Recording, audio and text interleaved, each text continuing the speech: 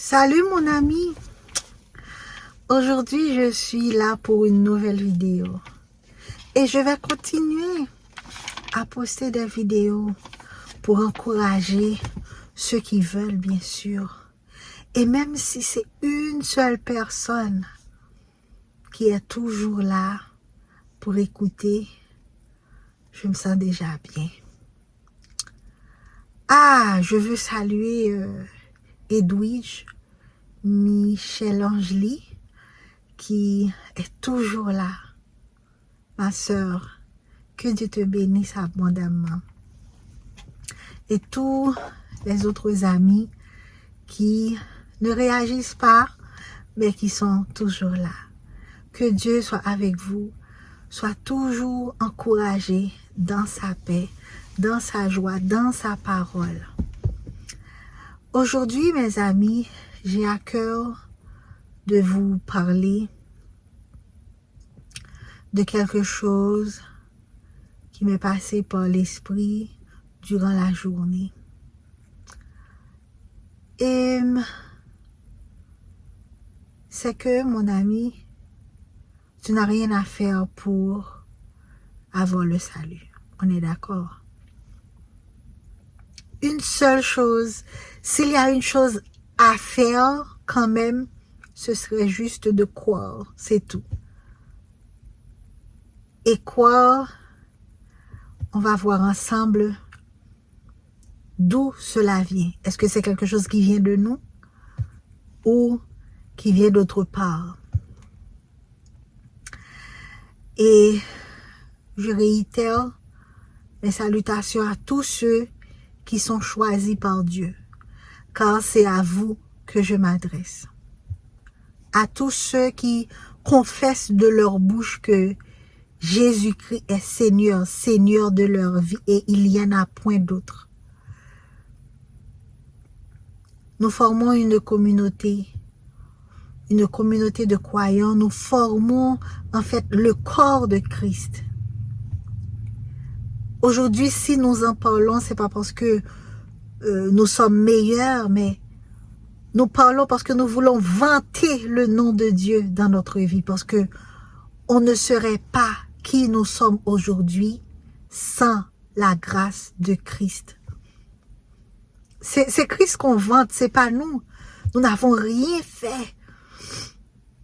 On vante l'amour de Jésus en notre faveur. On vante la grâce qu'il nous accorde sans mériter cela. Nous sommes juste des bénéficiaires de cette grâce. Amen. Avant d'avoir pris la décision de marcher avec le Christ, nous avions peur. La peur dirigeait notre vie. N'est-ce pas? Oui. Nous avions peur de parler. Nous avions peur des représailles. C'est pour ça que nous avons choisi de nous taire, parce que nous avons peur de représailles, de rejet, de jugement des autres. Nous avions peur de parler parce que nous ne voulions pas perdre nos amitiés, nos relations. Nous avons fermé nos bouches pendant un bon bout de temps dans notre vie. Nous avions peur d'être traités de fanatiques, de débiles. Aujourd'hui, tous ceux qui se rangent du côté de Christ, je ne sais pas pour vous, mais une fois dans votre vie, vous avez expérimenté le rejet juste parce que vous avez accepté le Christ. Moi, je l'ai vécu, par exemple. On m'a traité de folle parce que je suis en train de parler d'un Dieu que je ne vois pas, etc. On me pose toutes sortes de questions. Qui vous a dit, est-ce que vous pouvez vérifier que cet homme était vraiment venu, etc., etc. Ils disent plein de choses pour nier que, ou du moins pour dire que nous sommes en train de croire dans une supercherie, quoi. Mais nous savons en qui nous croyons. Alors mes amis, vous allez vraiment m'excuser parce que je ne vais pas vous donner des versets bibliques, mais je vais vous parler je vais mentionner quelques versets de la Bible, mais je n'ai pas les références malheureusement à partager avec vous. Il y a une chose aussi que je voulais ajouter, c'est dans mes notes. Nous avions peur de parler également parce que ceux qui ne veulent pas que nous parlions, ceux qui ne veulent pas que nous parlons de Christ, ils sont là pour nous rappeler nos péchés, n'est-ce pas? Pour nous rappeler nos erreurs, pour nous rappeler tout ce qu'on n'a pas pu bien faire dans le passé. Et comme puisque nous avons échoué dans le passé, nous n'avons pas le droit de parler. Ça, c'est l'une des raisons pour lesquelles beaucoup se taisent. Beaucoup se taisent parce que ils pensent à tout ce que les autres peuvent dire. Oui, eh bien, tous ceux qui ouvrent la bouche pour vous rappeler votre passé, tous ceux qui ouvrent la bouche pour vous rappeler à quel point vous étiez, je sais pas à la hauteur, etc., ils sont des agents de Satan. Parce que c'est Satan qui accuse toujours, l'accusateur des frères. C'est lui qui accuse toujours. Et donc, on peut vraiment identifier ceux qui sont ses enfants juste par leur façon de faire, par leur façon d'agir, par leur façon de vous mettre les bâtons dans les roues, par leur façon de vous empêcher de parler pour Christ. Moi, je parlerai. Nous allons parler. Nous formons cette armée de jeunes, d'adultes. Je ne sais pas quel est votre âge, vous qui m'écoutiez en ce moment. Sachez que tous nous formons cette armée de personnes régénérées et qui ne choisissent pas de se taire. Car nous avons un devoir, celui de vanter les mérites de Christ, de vanter comment il est bon, de louer à quel point il est merveilleux. Et pas seulement de notre façon de parler, pas seulement avec nos paroles, mais aussi dans notre façon d'aimer, dans notre façon de secourir, dans notre façon d'encourager, de consoler. Oui, notre façon d'être toujours joyeux malgré les épreuves. Tout ça vante les mérites de Christ, car c'est lui qui a fait de nous ce que nous sommes. Alors désormais, les autres voient Christ à travers nous, à travers chaque regard compatissant, à travers chaque parole d'encouragement. Ils voient le Christ à travers nous. Malheur à ceux qui veulent nous faire taire. Nous n'allons pas nous taire. Nous avons décidé de parler, n'est-ce pas mon ami? Toi et moi, on a décidé de parler de Christ, de parler, de vanter ses mérites sur toute la terre. Que tous puissent reconnaître qu'il y a quelqu'un, Jésus, qui est venu prendre sur son dos les péchés de l'humanité. Alors, Jésus a dit quelque chose lors de son passage sur la terre. Le royaume des cieux est forcé, ce sont les violents qui s'en emparent. Il y a deux choses qui attirent mon attention dans ces paroles de Jésus. Premièrement, le royaume des cieux est forcé. Moi, j'essaie de donner ma compréhension, de partager ma compréhension avec vous. On parle de force quand il y a lutte, n'est-ce pas? Mais est-ce qu'il s'agit d'une lutte avec d'autres personnes? Non. Est-ce qu'il s'agit, je sais pas, de combat de boxe avec une autre personne, donner des coups? Non, il ne s'agit pas de ça. Il s'agit tout simplement de cette lutte qui se fait à l'intérieur. Parce que avant de croire en Jésus, nous avons reçu l'appel, nous avons reçu vraiment sa voix résonner dans notre cœur. Mais il a fallu faire le choix de croire en lui. Surtout nous qui vivons aujourd'hui. Nous n'avons pas vécu à l'ère, ou du moins au moment où Jésus était venu en personne. Mais il a fallu vraiment que nous sortions de notre zone de confort pour aller chercher dans l'histoire, chercher n'importe où et décider de quoi, oui, cet homme, il a vécu vraiment, il est venu sur la terre. Voici, il y a des traces de sa venue sur la terre.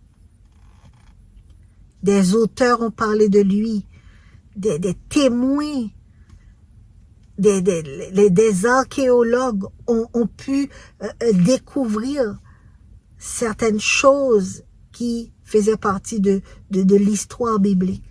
Et donc, on décide de croire. Malgré toutes les choses qui peuvent s'opposer à cette croyance. Alors, c'est là la lutte intérieure. Donc, après avoir vérifié tout ça, ok, selon l'histoire, Jésus a existé. On croit qu'il a existé. Maintenant, une autre étape, c'est d'entrer en connaissance avec ce que cet homme a dit, ce que Jésus a dit. Voilà, il a dit qu'il est le chemin, la vérité et la vie. Il a dit que tous ceux qui croient en lui vivront et ils ne seront jamais morts. À chaque fois, il dit quelque chose. Voilà, tu es la lumière du monde, tu es le sel de la terre. C'est des paroles qui transforment, c'est des paroles qui bouleversent. Alors, tu pouvais choisir de ne pas croire. Tu pouvais juste décider que, ce sont des paroles en l'air. Mais non. Tu as cru.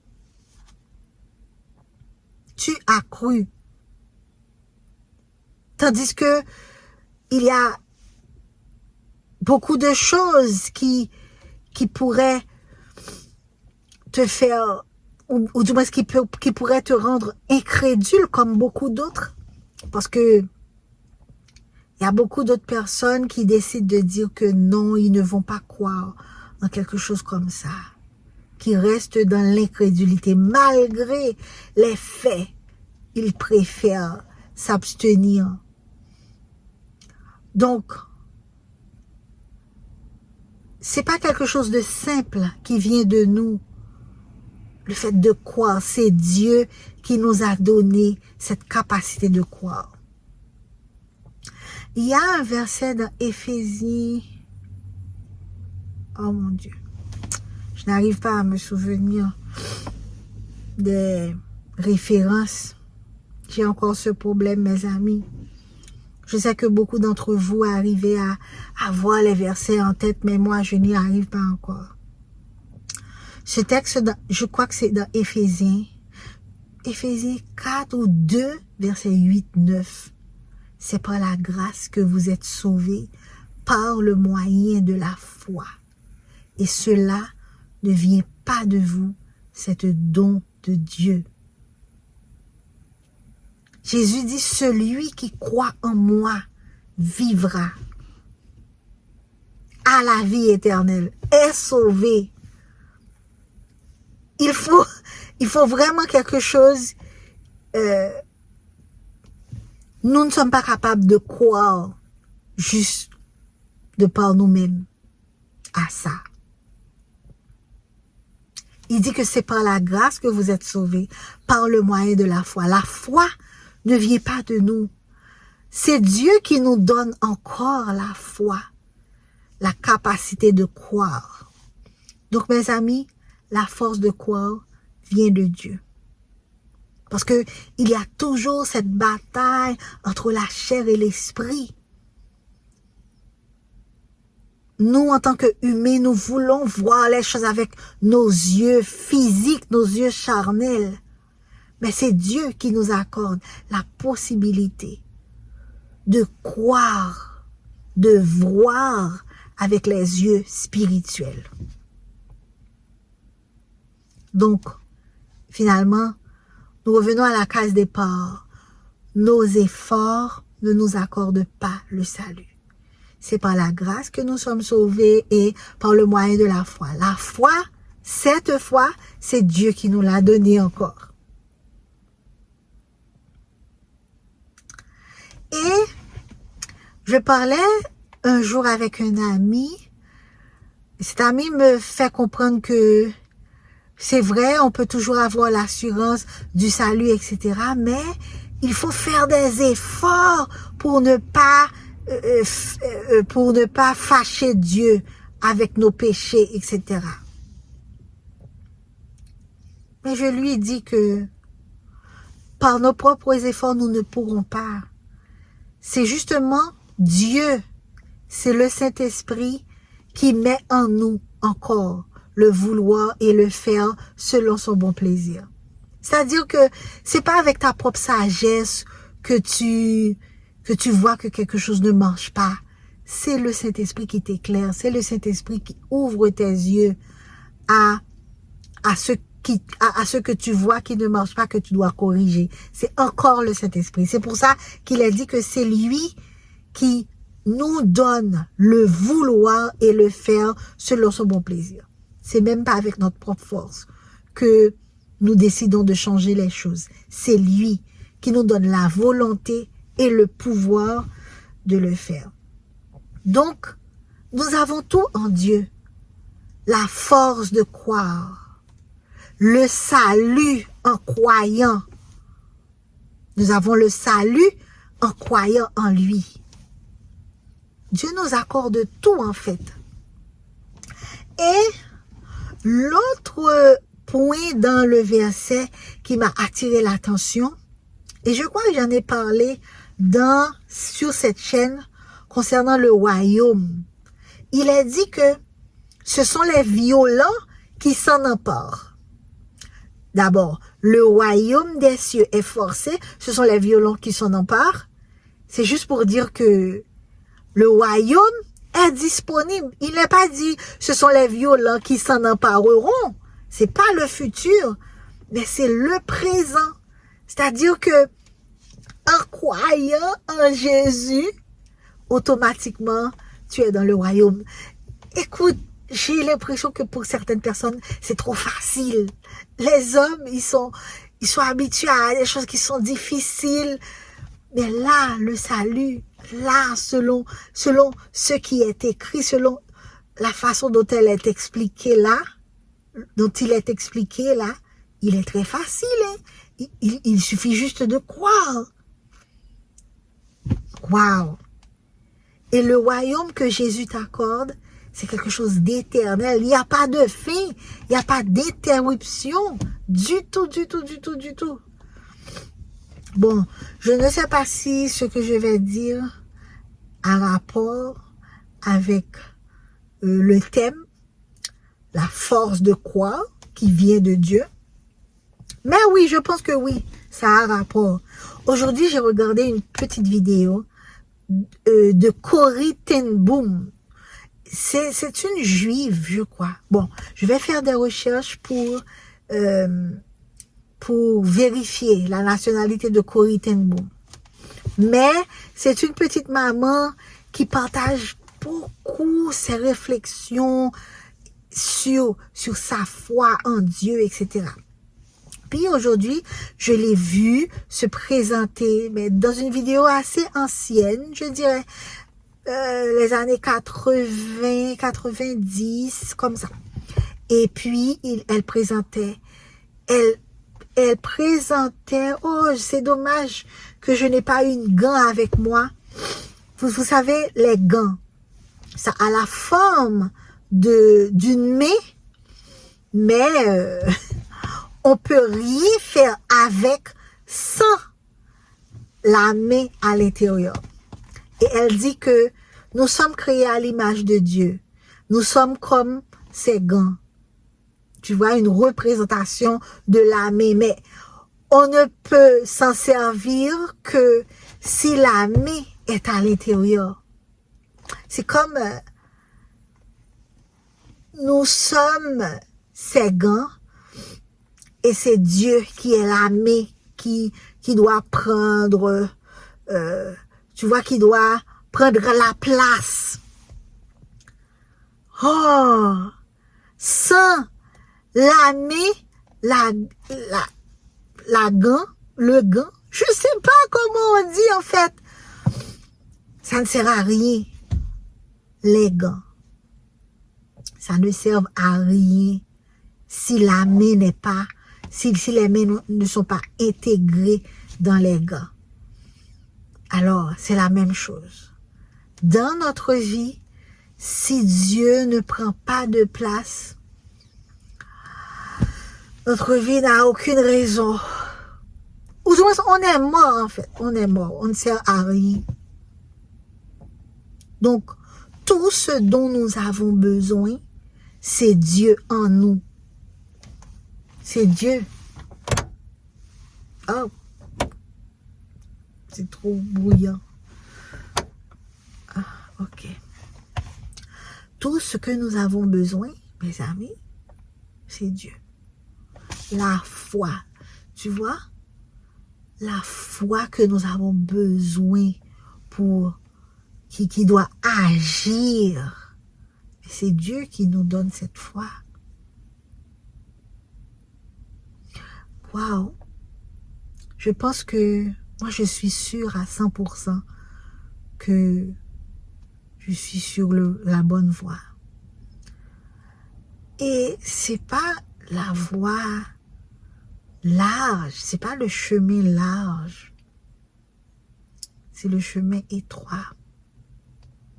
Il y a peu de gens qui empruntent ce chemin. Mais c'est vraiment ce chemin qui mène à destination en fait. C'est le chemin du royaume, le chemin étroit. Wow. Alors mes amis, c'est tout ce que je voulais partager avec vous aujourd'hui. Dites-moi en commentaire ce que vous avez pensé. C'est une vidéo qui est faite vraiment à la va-vite comme les autres maintenant. Parce que j'ai pas vraiment beaucoup de temps pour faire les montages, etc. Mais j'espère que comme Dieu me bénit chaque jour par sa parole, par son Saint-Esprit, je suis sûre et certaine que Dieu vous bénisse aussi. Merci de partager vos témoignages aussi dans les commentaires. Partagez avec moi comment se passent vos journées. Est-ce que vous avez cette connexion, toujours cette connexion avec le Seigneur? Est-ce que vous apprenez beaucoup de choses sur lui dans vos épreuves? Est-ce que vous êtes dans la joie dans vos épreuves? Est-ce que même en relevant de grands défis, vous sentez cette paix que vous n'êtes même pas capable d'expliquer? Est-ce que ça se passe comme ça pour vous? J'aimerais vous entendre. Alors, que Dieu vous bénisse, mes amis, et à bientôt.